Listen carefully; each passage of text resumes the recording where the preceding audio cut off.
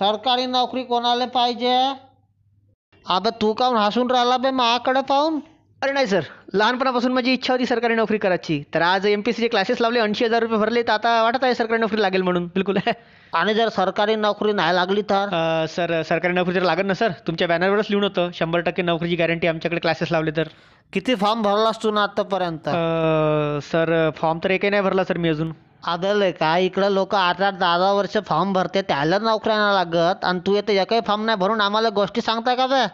हो, हे तर बरोबर आहे सर. बरं सर, मी काय म्हणते, तुम्ही किती फॉर्म भरले होते? म्हणजे तुम्हाला सरकारी नोकरी का बरं नाही लागली सर? जास्त आगाऊपणा करायची नाही बापू, आपल्या अभ्यासाकडे लक्ष दे चुपचाप, नाही तर तुला सरकारी नोकरी लागूनच आहे समज मग.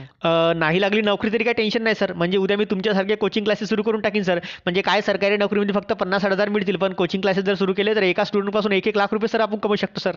अबे चुप, सरकारी नोकरी म्हणजे काय सांग? सरकारी नोकरी म्हणजे इज्जत आहे सर समाजामधील. उभा राहून सांगशील का?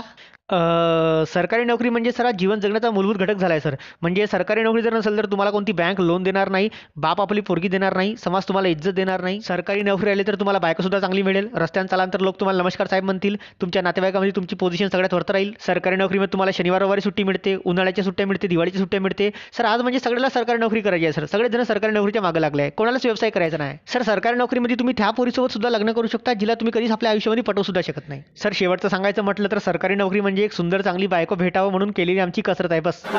अबे चुप, दुसरं कोणी सांगू शकते का सरकारी नोकरीबद्दल? Yes, sir. The Sarkari Naukri is the most powerful job in the world. When you have a Sarkari Naukri, you can buy daily gulab jamuncha dabba, rasgulla, kaju katli and bundiche ladu also. If you have a Sarkari Naukri, you can drink a water in a kachachi glass.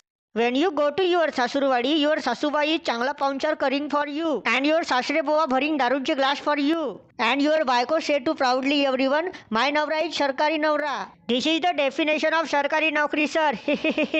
अबे मस्त बोलते बे तू. Sir मीनं सुद्धा तर हेच सांगितलं sir मराठीमध्ये. अबे तुला सरकारी नोकरी चांगली बायको भेटावं म्हणून करायची आहे? सर पण खरं तर हेच आहे ना सर. दिमाग नको खाऊ मा, तू बाहेर जा. तर सरकारी नोकरी करायसाठी तुम्हाला आमच्या कोचिंग क्लासपेक्षा चांगला अबे काय झालं, वापस काऊन आलास तू? सर मला काहीतरी म्हणायचं होतं सर. काय म्हणायचं आहे?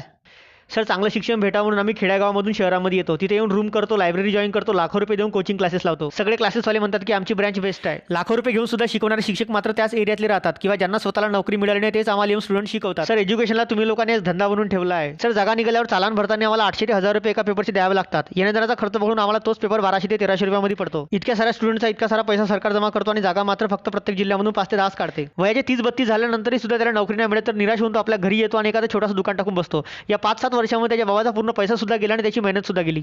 अबे तुला म्हणायचं काय? सर मला फक्त हेच म्हणायचं आहे की सरकारी नोकरीवर तुम्ही अवलंबून न करा. कोणतेही काम छोटं नाही राहत. कोणत्याही कामापासून तुम्ही सुरुवात करा, इमानदारीने आपलं काम करा. आज समोसेवाल्यापासून पांठलेवाल्यापर्यंत सरकारी कर्मचाऱ्यापेक्षा जास्त कमवते, तर कोणतेही काम छोटं नाही, इमानदारीने करा, मेहनतीने